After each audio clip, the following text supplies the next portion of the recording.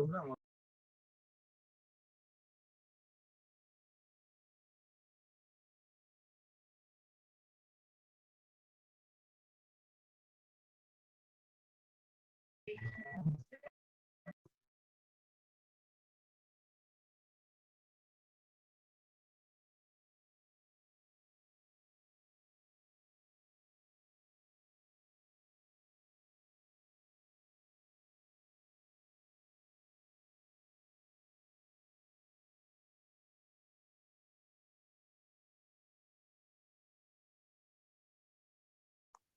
Muy bien, continuamos entonces.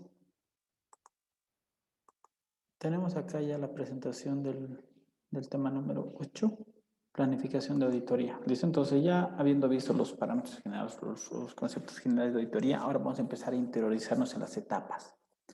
Tenemos la planificación de auditoría, que como sabemos es la primera etapa de la auditoría en la cual tenemos dos productos importantísimos, ¿no? El memorándum de planificación de auditoría y los programas de auditoría, ¿sí? Que básicamente resumen todo el procedimiento de planificación que implica conocer la empresa y determinar un correcto enfoque para nuestra auditoría, planificar bien nuestra auditoría. Concepto. La planificación define los objetivos, recursos, plazos, cronogramas, entre otros aspectos, con la finalidad de definir la naturaleza, oportunidad y alcance de los procedimientos de auditoría. ¿Ok? Entonces, la planificación de la auditoría persigue muchos tipos de objetivos, ¿no? ¿Qué tipo de trabajo vamos a realizar? ¿Qué informes hay que emitir? ¿En qué plazos vamos a ejecutar la auditoría? ¿Qué es lo que estamos buscando con nuestro trabajo de auditoría? ¿Cuál es nuestra finalidad? Y sobre todo, define tres aspectos muy importantes sobre los procedimientos de auditoría. Ver la naturaleza, o sea, qué tipo de procedimientos de auditoría vamos a aplicar.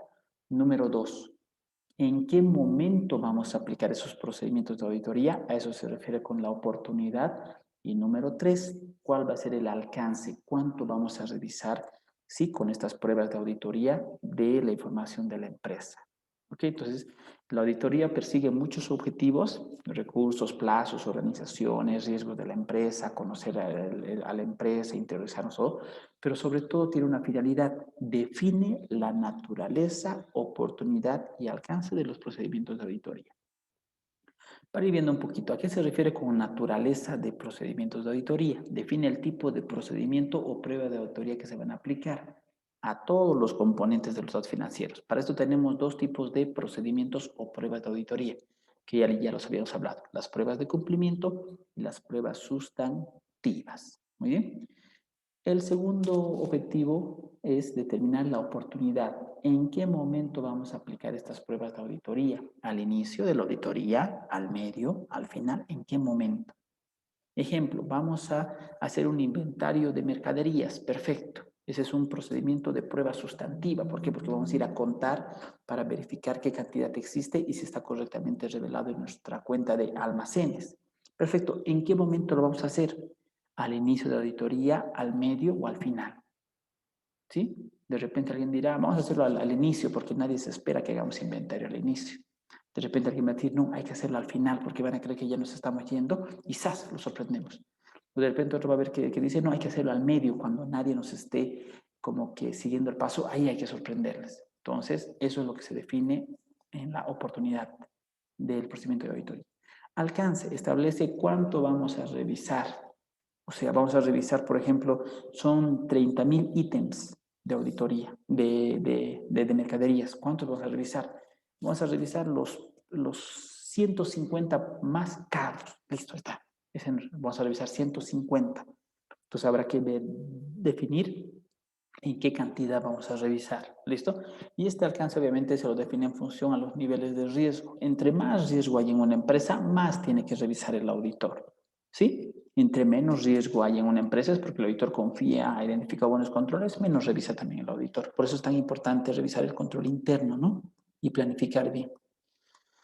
Marco normativo, actualmente se tiene vigencia de que la etapa de planificación está en la norma o está descrita de forma bien detallada en la norma internacional de auditoría 300, ¿de acuerdo? La norma 3 ya no aplica, solamente en la NIA 300 ustedes pueden verificar cómo se debe efectuar una planificación en auditoría.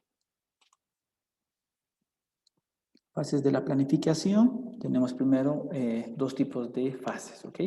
En la primera fase tenemos la planificación estratégica, o sea, la planificación general, ¿ok? ¿Qué es lo que definimos acá? Nuestro enfoque de auditoría. Empezamos a conocer la empresa y ya vamos identificando, a ver, ¿qué vamos a hacer? A ver, vemos que esta empresa tiene riesgos elevados porque no tiene controles, vemos que se dedica a una actividad bastante riesgosa, por llamarlo así. De ejemplo, es una empresa de transporte, bueno, es una línea de flotas, entonces hay un riesgo enorme de que, o sea, empezamos a clasificar los riesgos, ¿no? Es decir, riesgo inherente alto, riesgo de control bajo o medio, entonces uno empieza a identificar todo ese tipo de planificación estratégica, ¿de acuerdo? Términos de referencia, ¿a qué se refiere? ¿Qué tipo de trabajo vamos a realizar? ¿Es una auditoría financiera? Sí. ¿Qué informes vamos a emitir? Estos. ¿En qué plazos? Estos. A eso se refiere con términos de referencia. Conocimiento y comprensión del negocio, conocer a qué se dedica la empresa, qué es lo que hace, cuáles son sus riesgos. Determinación de riesgos a nivel detallado, ¿no? ¿Cuáles son sus riesgos inherentes? ¿Cuáles son sus riesgos de control? ¿Y cuáles serían nuestros riesgos de detección? Definición de la estrategia de auditoría. ¿Cómo vamos a enfocar la auditoría? Es una empresa comercial, hay que revisar inventarios. Estratégicamente hay que revisar inventarios porque es el rubro más importante. Es una empresa industrial, hay que revisar activo fijo, tiene mucho invertido en activo fijo y también sus materias primas. Empresa de servicios, no es una empresa de transporte, hay que revisar sus flotas, hay que ver qué valor tienen sus flotas y hay que revisar sus ingresos, ¿no? Hay mucha persona que transporta sin factura.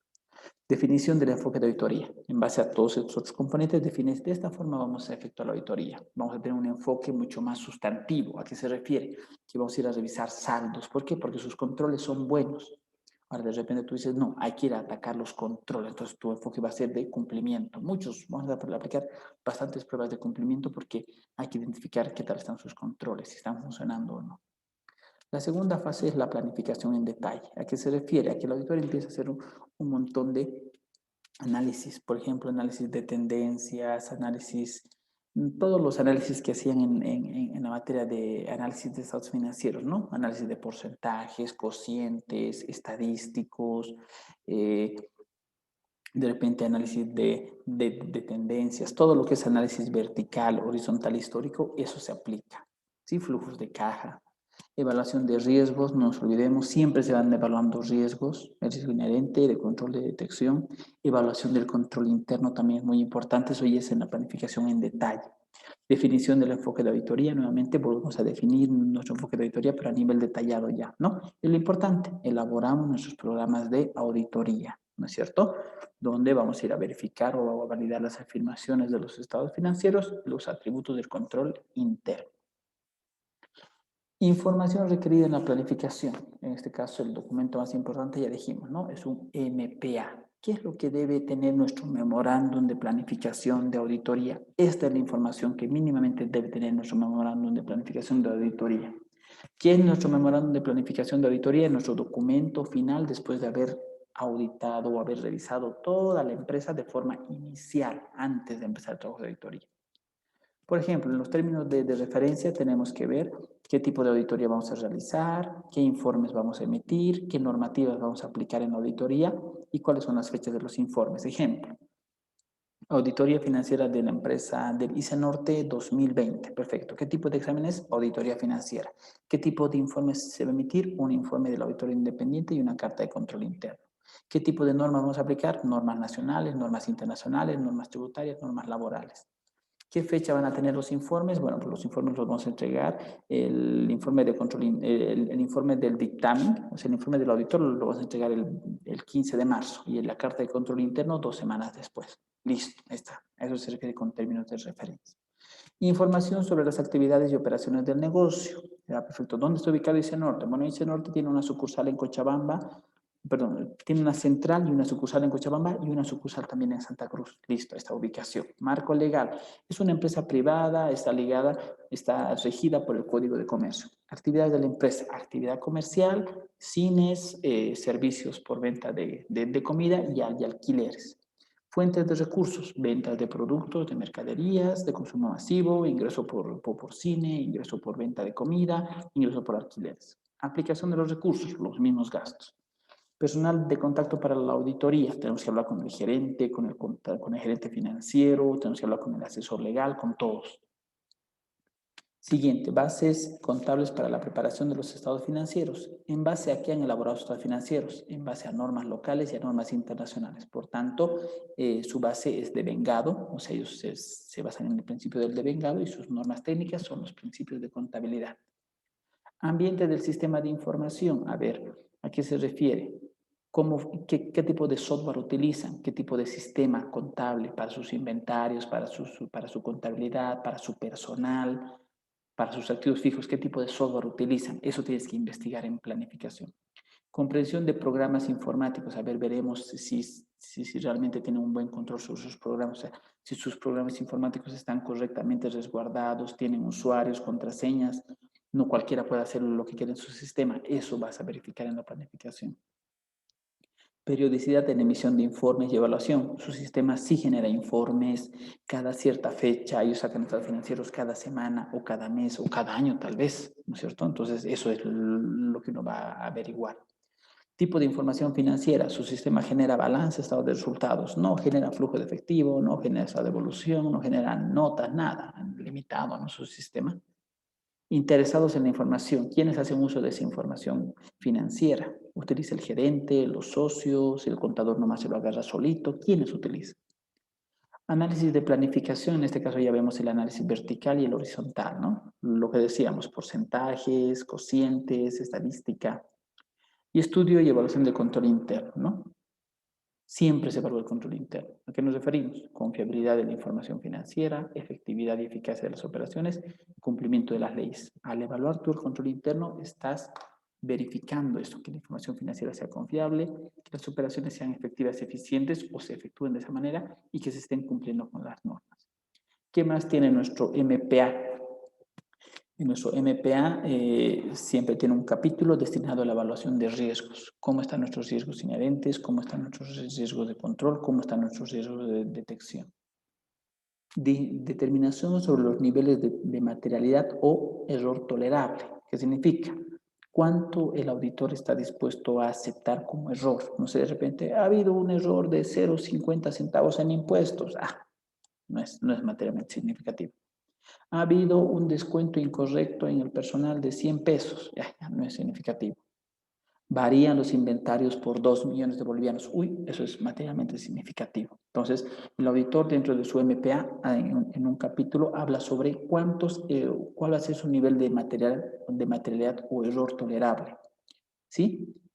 ¿Qué tipo de montos o errores o distorsiones el auditor va a considerar como que son migajas, no le interesa porque son chiquititos y cuáles sí va a tomar relevancia y va a informar a la gerencia?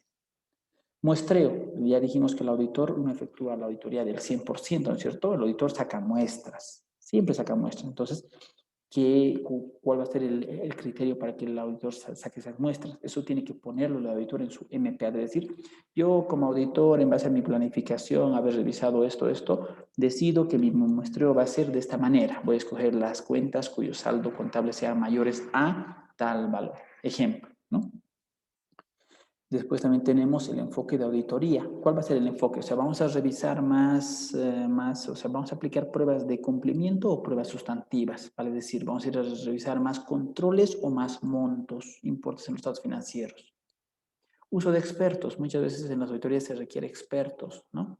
Vas a ir a hacer una auditoría a una empresa de software, seguramente necesitas un informático, por lo menos que te asista y te diga, no, mira, esto se maneja de esa manera, de esa otra manera, y te puede explicar. Entonces vas a hacer uso de expertos, de repente estás yendo a una empresa que se dedica a exportar, un tributarista, especialista en exportaciones, ahí está. Después el cuestionario de control interno también, ¿no? Necesitamos en el acápite en el MP existe un acápite sobre el cuestionario de control interno que busca identificar los controles que se apliquen. Programas de trabajo de cumplimiento o pruebas de transacciones. También hay un capítulo para poder detallar los programas de cumplimiento o los programas sustantivos. Finalmente, este MPA, que tiene todos estos componentes que les estoy mostrando, lo elabora el supervisor de auditoría y este debe ser aprobado por el gerente de auditoría y el supervisor y los auditores. O sea, este documento de MPA lo elabora el supervisor con experiencia. Ya, obviamente un supervisor de auditoría tiene muchos años de experiencia, tiene capacitaciones, ¿sí? Y él se encarga de hacer la planificación en una auditoría. Así que no se asusten, si alguna vez ustedes están en auditoría, no les van a meter directamente ustedes a que planifiquen, ¿sí? Por lo menos en la vida real no, pero en la auditoría financiera 1 ustedes van a planificar. Todo esto que estamos viendo ustedes lo van a hacer. En grupos de 2 o 3 personas van a hacer una planificación en chiquitito de una auditoría. Por eso les estoy pidiendo estados financieros para que podamos analizar esos estados financieros y hacer nuestro MPA. ¿Listo? Pero en la realidad esto lo efectúa el auditor senior, el auditor de más experiencia, lo valida con el gerente de auditoría, o sea, lo hace revisar con él y también lo informa a los auditores para que sepan cuál es el trabajo que se va a realizar y cuál es el enfoque que se le tiene que dar a todo esto.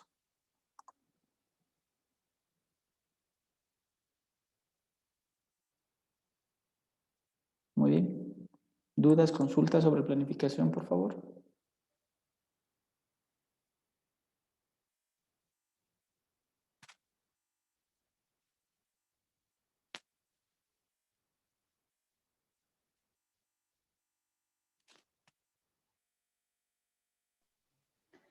Le hice una consulta sobre la materialidad, el porcentaje que, ¿hasta qué porcentaje puede el auditor, digamos, al hacer el memorándum de planificación, cuando encuentra, digamos, alguna falla o algo, puede ser aceptable, digamos, de los estados financieros, eso, cómo se determina? Muy bien. Es una buena pregunta. El nivel de materialidad no es único. O sea, por ejemplo, de repente un faltante encaja para el cines, para el ICE Norte, un faltante de caja, digamos, de 1.000 bolivianos, es insignificante, ¿no? Porque es una empresa grande, es un monstruo. O vamos a los inventarios. La variación en el inventario del ICE Norte es de 10.000 bolivianos, en medio de un inventario de 30, 40, 50 millones. Es mínimo, ¿no es cierto? Entonces, de repente la auditora ahí dice, cuando hayan errores de arriba de 100.000 o arriba de 200.000 o que superen el 1, 2 o 3% del inventario, recién lo voy a revelar, recién va a ser materialmente significativo para mí y lo voy a poner en mi dictamen, ¿sí? Tener ese criterio depende mucho al tamaño de la empresa y a los controles que tenga la empresa.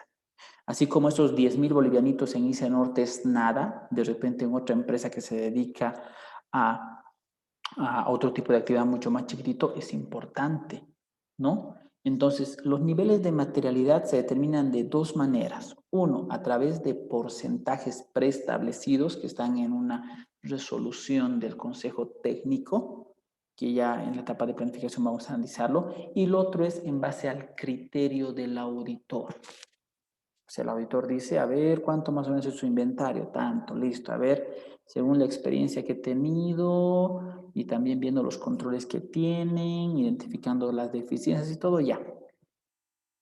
2%. Significa que cualquier variación o error o distorsión en el inventario que esté por encima del 2%, el auditor lo va a poner en su dictamen. ¿Por qué? Porque él ha definido ese nivel de materialidad. Pero el nivel de materialidad no es único. El auditor puede ponerlo de acuerdo a su criterio o basándose en esta escala que tiene el Consejo Técnico, donde dice, por ejemplo, que del 1 al 5% del activo puede ser tomado en cuenta como nivel de materialidad. Del 1 al 5% del patrimonio también. Que si quieres tomar en cuenta la materialidad, los ingresos, el 5%. Entonces, te da una serie de porcentajes y tablas el Consejo Técnico, pero no es el más recomendable. El que habitualmente se prepondera y el que sale es el del criterio del auditor. Cuando el auditor revisa, planifica y dice, para mí este es el nivel de error tolerable. Ejemplo, para mí, si hay errores en bancos, en exigible, en inventarios que superen los bolivianos 200.000 o 500.000, automáticamente yo lo pongo a mi dictamen como observación.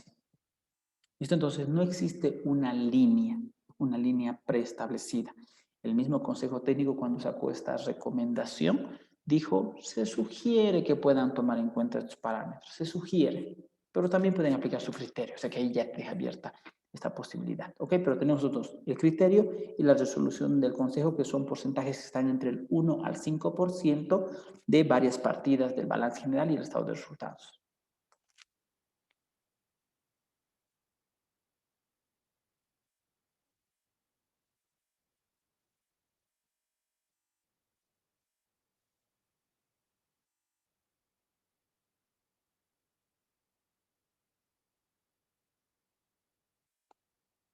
Muy bien. ¿Alguna consulta más, por favor?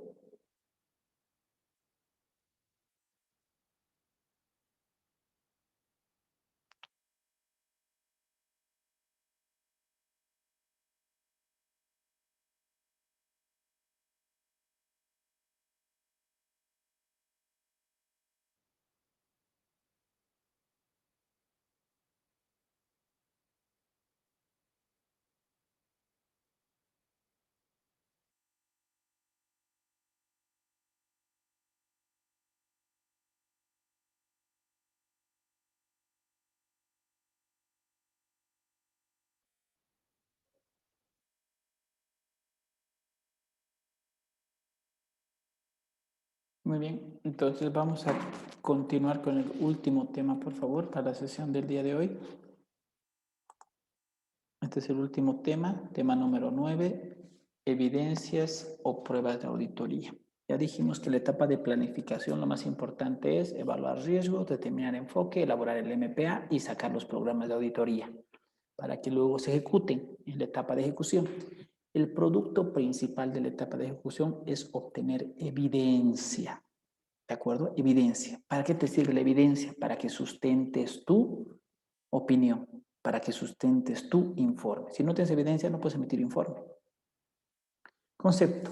Una evidencia es toda prueba documental, testimonial, grabaciones, fotos, lo que tus cálculos en Excel,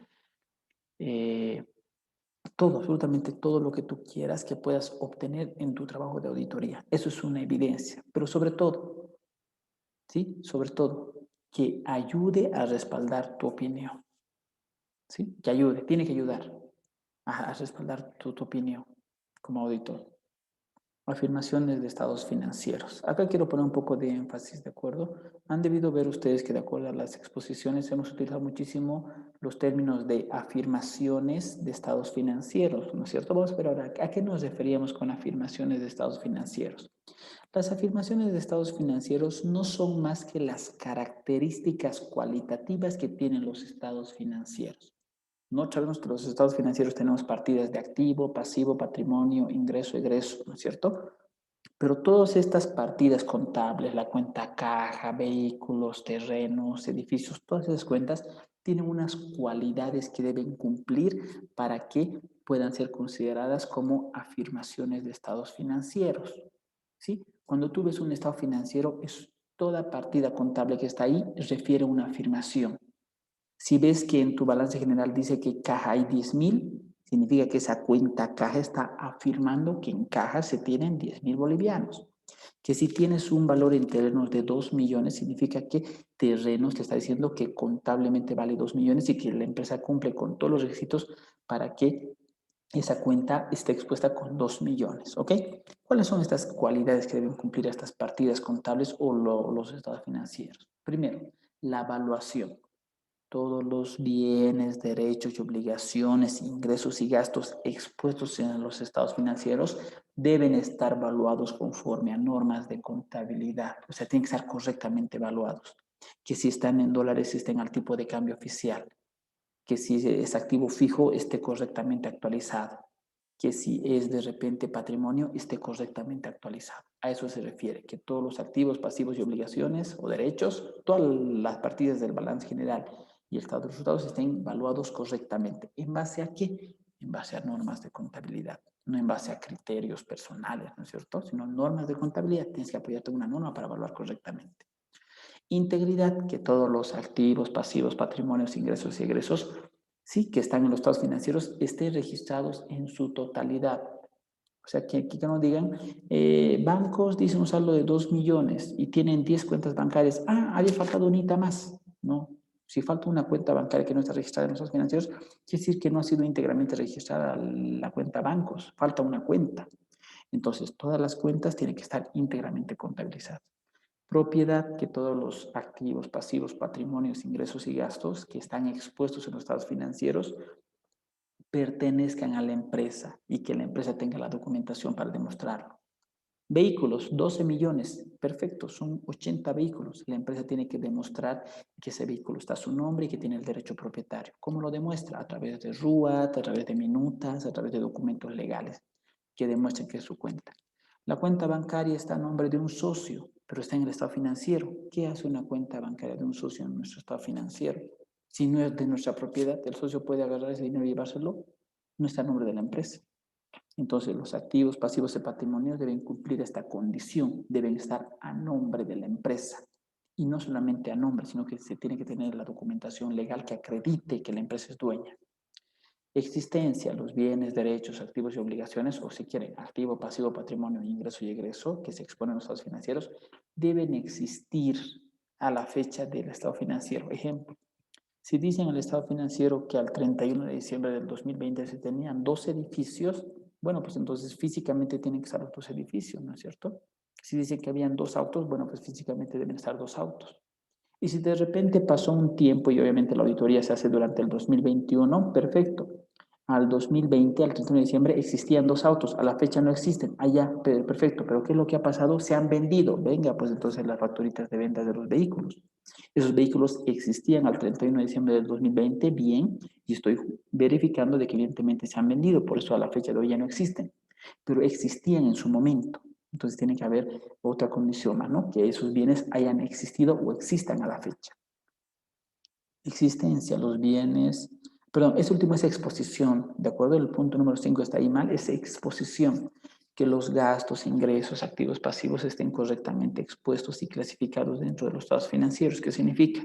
Que la cuenta caja esté pues dentro del disponible, que las cuentas por cobrar estén dentro del exigible, que terrenos esté como un activo fijo, que edificios esté como un activo fijo, que no esté en el pasivo, que cuentas por pagar estén en el pasivo, que la cuenta capital esté en el patrimonio. A eso se refiere, que esté correctamente expuesto, bien clasificado, en corriente, no corriente, en activo, pasivo, ingreso y egreso. Por un lado tenemos eso, las afirmaciones de los estados financieros. Y por otro tenemos los atributos del control interno. ¿Cuáles son los atributos del control interno? Estas son características que tiene que tener un control interno. ¿De acuerdo? Cuando un auditor va a verificar este control interno, también tiene características. En este caso, ¿cuáles son esas características de los controles? Son los siguientes. Primero, custodia. Cuando un auditor va a revisar una empresa, siempre verifica de que los activos de esta empresa estén correctamente custodiados. Los activos, pasivos, ingresos, egresos, derechos, todo. Que todas esas partidas que están expuestas en los estados financieros estén correctamente custodiados. Por ejemplo, caja.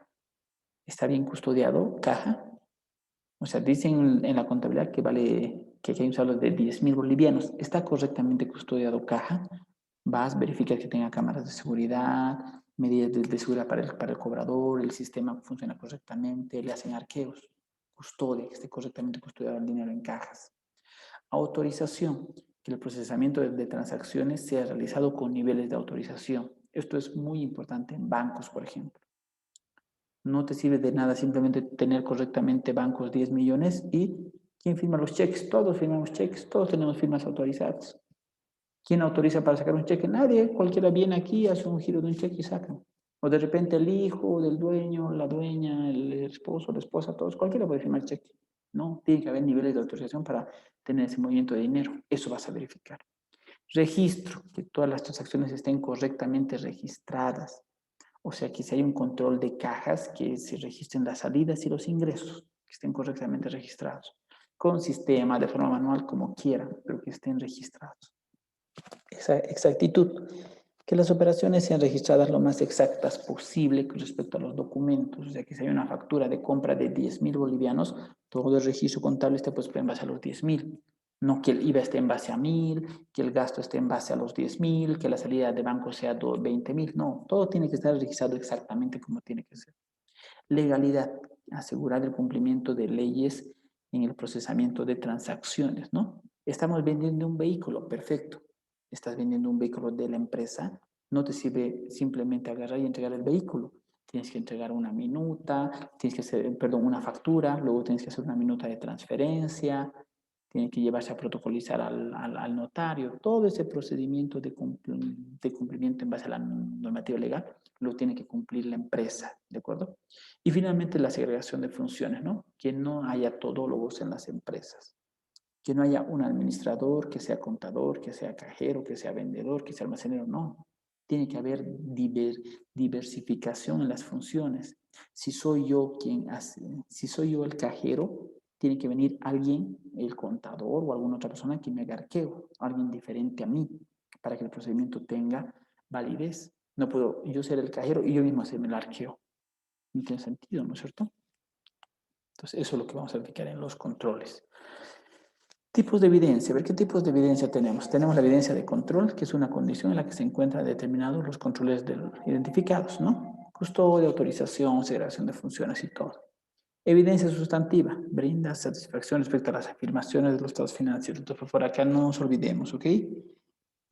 Afirmaciones a los estados financieros nos referimos a la evaluación, integridad, propiedad, existencia y exposición con la que deben estar correctamente expuestos los estados financieros. Atributos de control internos nos referimos a la custodia, autorización, registro, legalidad y segregación de funciones. ¿Qué características debe cumplir una evidencia para que sea considerada como tal? Debe ser válida, competente, relevante, suficiente, económica, útil, disponible y oportuna. Si una evidencia cumple todas estas características, recién se considera evidencia. Ejemplo, yo he hecho hoy un arqueo sorpresa a cajas. ¿Es válida mi evidencia? Sí, porque aquí está la firma del cajero y está mi firma como auditor. ¿Es relevante la evidencia? Sí, porque esta caja maneja 180,000 bolivianos cada día y yo le he hecho un arqueo. Y alrededor del año mueve como 1,5 millones de bolivianos. Ahí está. ¿Es relevante mi evidencia? ¿Es suficiente? Sí, porque he hecho un arqueo hoy. Hoy mismo he hecho un arqueo. Hoy, 31 de diciembre, he hecho un arqueo. Me tomó tiempito y venía a verificar. Significa que la plata que hoy he contado en cajas debería estar expuesta en un estado financiero. Y aquí está mi arqueo. Es suficiente. Económica y útil. No me ha costado mucho. Me he levantado temprano en la mañanita, he chequeado al cajero durante todo el día y ¡zas! Me ha aparecido al finalizar el día para hacer el conteo del dinero. Como auditor he hecho eso. No me ha costado mucho. Disponible y oportuna. Tengo aquí está la evidencia. Tengo mi hojita de arqueo fotocopiada con firma de él, con firma mía, con el monto exacto. Ese tipo de características debe tener una evidencia para que se considere como tal. La evidencia no tiene que ver con la cantidad, sino con la calidad. ¿De qué te sirve tener 20 arqueos de repente después del 31 de diciembre? Si el día 31 de diciembre era clave para hacer el arqueo, ese día era el momento clave porque sabes que ese saldo tiene que estar expuesto en el estado financiero. Procedimientos para obtener evidencia, tenemos los procedimientos de cumplimiento y los sustantivos, ¿no? Entre los de cumplimiento tenemos revisión de documentación, pruebas de recorrido, pruebas de transacciones. Entre los sustantivos tenemos inspección física, recuentos físicos, circularizaciones y pruebas analíticas que ya los vimos el día de hoy. Documentación de la evidencia. El auditor debe documentar aquellos asuntos que sean importantes para proporcionar evidencia de que la auditoría se practicó conforme a normas. O sea, ¿con qué respaldas tu trabajo? Con evidencia. Cantidad de la evidencia. La evidencia de auditoría es directamente proporcional al riesgo inherente y de control y respaldar la opinión del auditor. ¿Quieres que tu evidencia sea de calidad o de cantidad? De calidad, perfecto. Entonces, medí tus riesgos.